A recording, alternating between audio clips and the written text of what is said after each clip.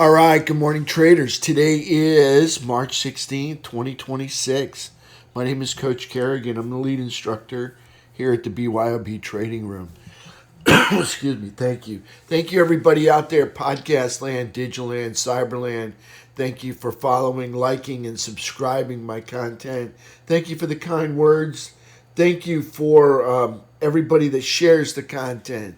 So special shout out to Ed Carter, Rick Sadler, John Jordan, Bob Jordan, Kathy, Sarah Roasted. Appreciate that. Love that.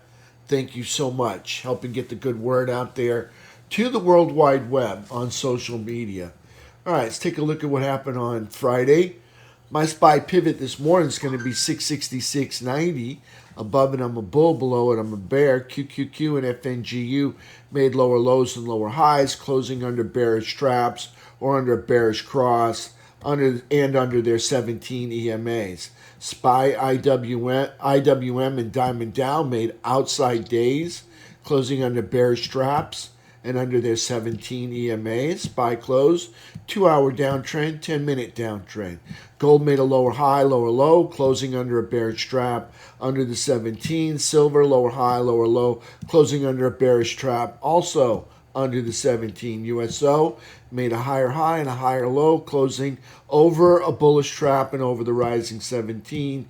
UNG made a lower high and a lower low, closing inside a bullish trap and over the rising 17. US dollar index still in a daily uptrend, breaking out of the top of that bear flag, still in a daily uptrend, closed near the 100.50 area. SPY max pain for today, if they haven't changed it on me, still 672 with a put to call ratio of about 1.5 puts for each call that expires today at 4:15. Main event this week is going to be the FOMC announcement, and that's going to start at 2 p.m. on Wednesday. It'll be a 30 minutes later at 2:30. There should be a little explanation as to how the Fed chairman or the Fed people came to their the Fed presidents came to their conclusion. So the announcement is at 2 p.m. and a little presser at 2:30, okay, on a possible rate cut for preventing inflation or, just in order whether they will or will not do a rate cut. If this is your first time seeing this, these are all in daily uptrends over the 17. These are all in daily downtrends under the 17. If they got a star, they're building on a bull flag, or I call it a launch pad from which to launch higher. If they got a star over here, they're building on a bear flag, or I call it a platform from which to dive lower right there. Take a look at the market. All right, so you can see right now, you can see on SPY coming into the close, you get the sticks and the 3 EMA riding up underneath the 8. So 10-minute downtrend coming into the close. Everything's sloping down right there. On the 2-hour chart, again, everything's sloping down. You've got the 3 EMA and the sticks riding underneath the 8. Everything riding underneath 17. So price 2-hour downtrend coming into the close on Friday on SPY. On the daily chart, got the sticks and the 3 riding underneath the 8. So we've got daily downtrend. You can see price action right here. That is the all-time high. From the all-time high, they make a lower high, and then they got some lows right here. Well, we made lower lows, so we're in a downtrend. Still bullish up here in quadrant 4. If we look at this on the weekly chart, we have not made a lower low yet, so we're still bullish. And then an uptrend on the weekly chart. And on the monthly chart, you can see all the green dots, still bullish, and then an uptrend on the monthly chart. Let's take a look at QQQ. And on QQQ on the 10-minute, sticks in the 3 riding underneath the 8. 10-minute downtrend coming into the close. 2-hour chart, sticks in the 3 riding underneath the 8 EMA, which is the white line. That is a 2-hour downtrend coming into the close on Friday. And on QQQ, we've got a high, got a lower high, obviously, and we've made, check this out right here. Okay, I'm pretty sure they made a higher high right there. Let's check that out. High right there is 613.29, 612, 612. So they're in an uptrend. All right, because they haven't made a lower low since making the higher high. So they've got a dysfunctional uptrend. All right, in that the dysfunctional uptrend is because after making the higher high, they've only moved over to the right or melted down. Okay, so there's QQQ. All right, on the daily chart, you can see we're still, here's our April low. We're still in the middle of quadrant 4, so we're still bullish. And we're still we're in that dysfunctional uptrend that's not really moving up. It's actually moving over to the right or melting off. So there's QQQ on the daily chart. On the weekly chart, we've got price action moves up over to the right. Again, we've got weekly uptrend. On the monthly chart, price moves up over to the right. Monthly uptrend. See all the green dots? We have not made any lower lows. Okay, so SPY and QQQ both have game plans. We'll visit those right now. And let's pull these in here. Okay, so QQQ game plan is the pivots, 597.05, above it, bullish, below it, bearish. Red erases green entry, underneath 592.70. Green erases red entry, over 601.50. I like 4 days and 11 days. Actually, I just like Friday options on the multiple of 5, specifically for the open interest. I like strikes $2 to $15 out of the money, specifically for the low price point. My favorite price point is, the sweet spot for me is somewhere around 30 cents, right on up to $1.20. I trade 10-minute uptrends over VWAP. I trade 10-minute downtrends under VWAP. If a 10-minute uptrend were to manifest down here, long before the green erases red entry, I'm not opposed to trading it to the upside, as long as it breaks that bullish rubber band candle. Okay, same thing on the downtrends. If a downtrend were to manifest up here or above the pivot, okay, or above the red erases green, not opposed to trading it. Just like to see it break the bearish 10-minute rubber band candle. Okay, so there's QQQ game plan. We got a SPY game plan as well. Let's take a peek at that. Then we'll go back to the daily charts. Pivot for SPY 666.90. Red erases green underneath 661.40. Green erases red over 672.35. Again, on the SPY, I like the Friday options on the multiple of 5, specifically for the open interest. I like a tight bid-ask spread. All right, I don't want a lot of slippage if I get stopped out. I like strikes $2 to $15 out of the money. Again, my favorite price point, my sweet spot for me is 30 cents on up to $1.20. Any more than that, I'm using up too much of my buying power, and I like to have more than one contract. That allows me the opportunity to sell in between. All right, I like to sell on the way up and on the way down. Whenever my option is moving up, I like to sell into strength, especially my option price point. I like to sell into strength. And I don't know where the top's going to be. I got an idea where the top's going to be. I know that the trend is moving up, but I know sometimes we're far and extended. I like to sell into that strength, and I like to reload on little dips that are coming back. All right, so for that point, I like the out-of-the-money options. That way I can just reload them back up and sell them again as price continues lower. All right, I trade 10-minute uptrends over VWAP and 10-minute downtrends under VWAP. Same thing if 10-minute uptrend happens to manifest down here. Not opposed to trading it, just like to see it break that bullish 10-minute rubber band candle. All right, so there's SPY and QQQ game plans. Go back to the daily chart, and let's pick up on IWM.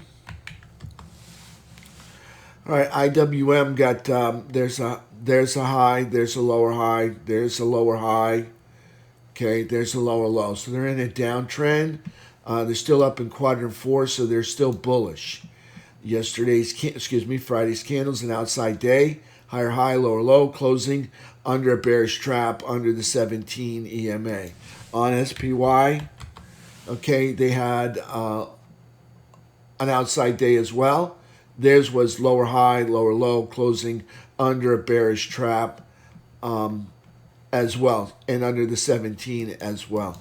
Let's take a look at Diamond Dow. Diamond Dow is an outside day, all right? That's a higher high, lower low, closing under a bearish trap, under the falling 17, under the pink line is that all-time high anchored VWAP, still in the upper third up here, all right? Even though they're not in quadrant 4, still in the upper third, they're still bullish, all right? But in a downtrend because they got a lower high and they made lower lows. That's Diamond Dow. Let's take a look at Stinker. All right, so Stinker right here, Friday's candle is a lower high, a lower low. They closed under a bearish cross, closed under the flat 17 or rising 17. They're still down here in quadrant 1, so they're still bearish. Wait, they're still down in quadrant 2, so they're still neutral, all right? And they're currently in a downtrend, all right? It's a dysfunctional downtrend in that since making the downtrend, they have been doing nothing but moving to the right or melting up. Okay, so dysfunctional downtrend on FNGU. This is neutral. They're not in the lower third. That would be below the crosshairs. They're not in the upper third. This is regards to the quadrant lines. Okay, so they're not in the upper third, so that would be bullish up there. So they're not bullish. They're not bearish, so they're in the middle. They're neutral. So you can see price closed underneath the 17, underneath the all-time high anchored VWAP, underneath the midpoint. Still neutral, all right, and still in a downtrend on Stinker. All right, let's take a look at silver. Silver got a lower high, got a lower low, closed under a bearish cross, closed under the 17, closed under the all-time high anchored VWAP. Right there, that's the pink line. Not in the upper third, so it's just neutral. And currently in a downtrend. They got a high, they got a low, they made a lower low right here. And currently in a downtrend right now on silver. Let's take a look at gold. That'd be neutral and in a downtrend on silver. Let's take a look at gold. Gold's a lower low, a lower high, closing underneath a bearish trap, underneath the 17, underneath the pink line, underneath the all-time high anchored VWAP. They've got a low here. They've got a lower high there. Let's see if we made a lower low. That low is 458.93. That low is 460.22. So still in an uptrend on GLD. And you can see there's the origin of, this is quadrant 4, the origin of our move back in 2022. All right. And we're up here in quadrant 4. So we're still bullish and still in an uptrend on gold. USO, high flyer here. All right, so USO, higher low, higher high, closing over a bullish trap. Over the rising 17, over the 4-year high anchored VWAP back in 2022 right here. 4-year high anchored VWAP. Up in quadrant 4, that's bullish. And you can see they got a low, they made a higher low, they got a high, they made higher highs. So still in an uptrend there on USO and bullish, top of quadrant 4 up there. Let's take a look at UNG. Okay, UNG, I'm going to pan way out here so you can see all of this. Okay, so this is the 12-month high anchored VWAP. All right, so that is, you can see price clearly underneath it. This would be quadrant 1, so that's going to be bearish. All right, and Friday's candles a lower high, a lower low. We closed inside a bullish trap, and over the rising 17, but still bearish, and still in an uptrend. All right, so it's one of those dysfunctional uptrends in that it's not moving up, it's just kind of moving over to the right or melting off. Okay, so that's UNG for us. Let's take a look at technicals, T2101 right here. Okay, so we melted down yesterday on Friday, all right, and participation increased. Not what I wanted to see, showing bearish control, and the bears are out and wandering in the area right there. T2122, we spent the day in the oversold zone. More proof that the bears are out and wandering in the area. T2123. Okay, we got a low. We made a lower low. All right, low, lower, low. Again, proof bears are present and accounted for. Okay, so 15-minute in a downtrend. We're underneath the rolling over 200 SMA. That's exactly where I want to be if I'm a bull, if I'm a bear. All right, if it's a bull, if I'm a bull, I want to see it up above the 200 SMA. If I'm a bear, I want to see it underneath the 200 SMA. 15-minute chart, you can see right here under the rolling over 200 SMA on the 15-minute chart. Okay, on T2123 is a 3-bar chart, same as the one we looked at earlier. That was the all-time high. Had a pullback. This is our April low. This is the origin of our move. We move up and we make a new all-time high. Pull back, make a higher low, and produce another new all-time high right there. Okay, price action is up above the rising 200 SMA. If I'm a bull, that's what I like. If I'm a bear, not so much. All right, I'm a bear right now. We are bullish because we're still up in quadrant 4. All right, but we are in a downtrend because there's a high, there's a low, and we're making lower lows. So we're in a downtrend here on T2123 3-bar chart.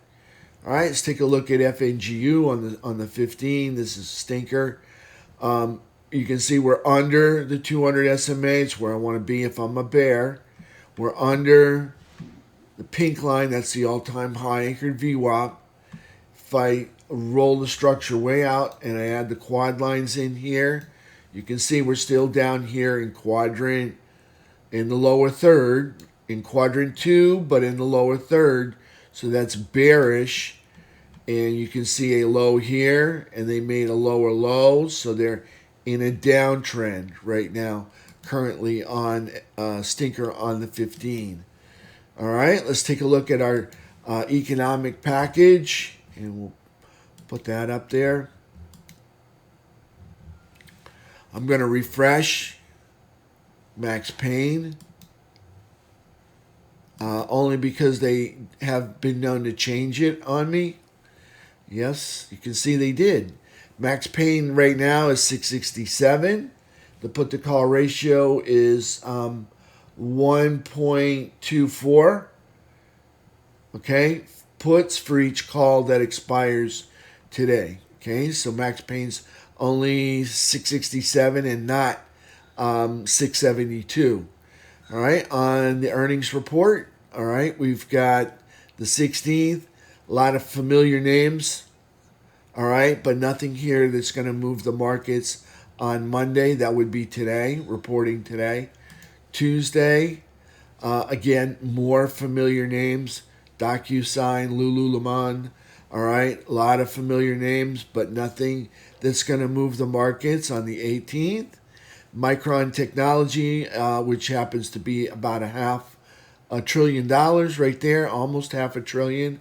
They're going to report after the close on Wednesday. That's going to be the tip of the spear when it comes to AI technology is the hardware. All right, not to mention the software, but it's mainly you can't even use the software without the proper hardware. And then I guess the proper hardware is not that useful unless the programming is right. But that is the tip of the spear. Micron Technology making chips and semiconductors right there. So you can see $500 billion of market cap that's capable of moving the markets. And anytime this news comes out, it's going to have probably 2 to 3 times the impact of something else like retail would have as far as impact, only because tech moves the markets. Tech is the future. Tech is everything when it comes to making things work. I mean, you see it in your toaster, in your refrigerator, and in your car. I mean, you can't. I mean, everything involves tech. It's in your cell phone, everything around you. All right, you can't even get a home phone right now. All right, without some type of tech in it. All right, so all eyes will be on this technology, semiconductors, right there, and hardware. So that would be a market mover if they if they really beat on earnings or if they miss. All right, okay, could go either way. We don't know. On Thursday, we've got Alibaba, $309 billion. PDD Holdings, $144 billion. Accenture, $129 billion. FedEx, $83. All retail, nothing here that's tech and market moving, but they're all due to report on Thursday. If they got a little sunshine, that means they're going to report before the open. If they got a little dash, means they're not sure when they're going to report. It's probably not lined up with before the market or after the market. It might be sometime late after the market, might be in the middle of the market if they got a little dash, and they may even blow it off and do it next week. We'll see. If it's got a moonlight with stars, moon with stars, that's after the market closes right there. Okay, so let's take a look at Friday. All right, we've got Carnival Cruise, 2 of them, all right, making up about $78 billion of market cap. Again, you can see they don't know when they're going to report. Oh, right there. Okay, so on Carnival Cruise. All right, let's take a look at the economic package, and we've got retail sales going to get reported 8:30 today. Empire State Manufacturing Index. Swear we just got that. 8:30 as well. Industrial production 9:15. Housing market index 10 o'clock tomorrow. Housing starts and permits 8:30. That's a delayed report. Pending home sales index 10 o'clock.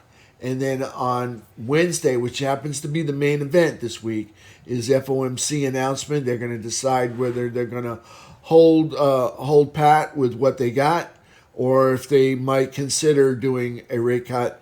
That's going to happen at 2 p.m. That is the main event. And then they get a little presser afterwards where Chairman Powell comes out and explains how they got to the conclusion that they announced at 2 p.m. Okay, he does a little answers some questions. So we got the delayed report on PPI final demand.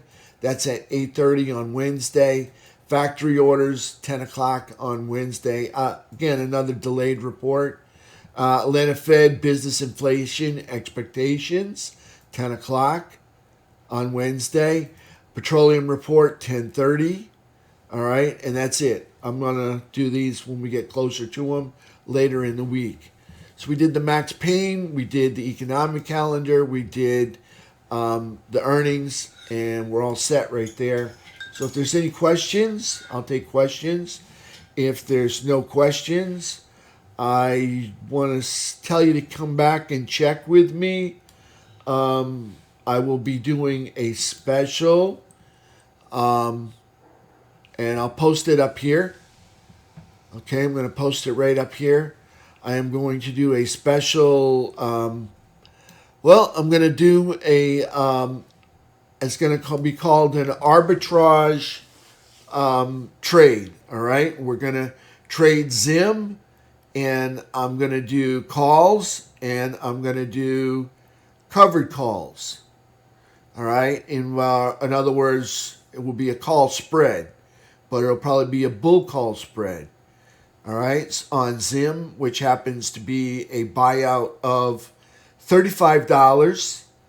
All right, so check back with me. I will probably post it on social media, but check back up here in the alerts. I'm going to post it somewhere in the alerts, my plans for posting that. And I plan on using one of these accounts for that. Okay, so not going to use that one. That's the one I'm currently working with. Probably use this one. How much does that have in it? Let me see what here, just a second. Okay, turn the trading on. That one has 74. I might use that one. Let's see if I got one that's bigger than that. That one's got 273. I'm going to use this one right here. 273, 217. All right, so I'm going to use this one. And that's going to be my arbitrage trade right there. Actually, I'll just make up a new one. It's 200,000. And that's going to be my arbitrage trade. And I'm hoping to double that by the close, by the end of the year, or before the merger takes place. Okay, so stay tuned for that, and I will post it up there, and you can take a look at it and see if you like that trade. I'm going to tell you, it's easy. It'll be easy trading. You won't have to trade again for the rest of the year. So if it works out, so we'll see what happens. All right. So that's it. I will be back in 40 minutes, and we will open up the markets, and I will hopefully put my arbitrage trade together and get it posted up there as well. All right. Thank you so much, traders.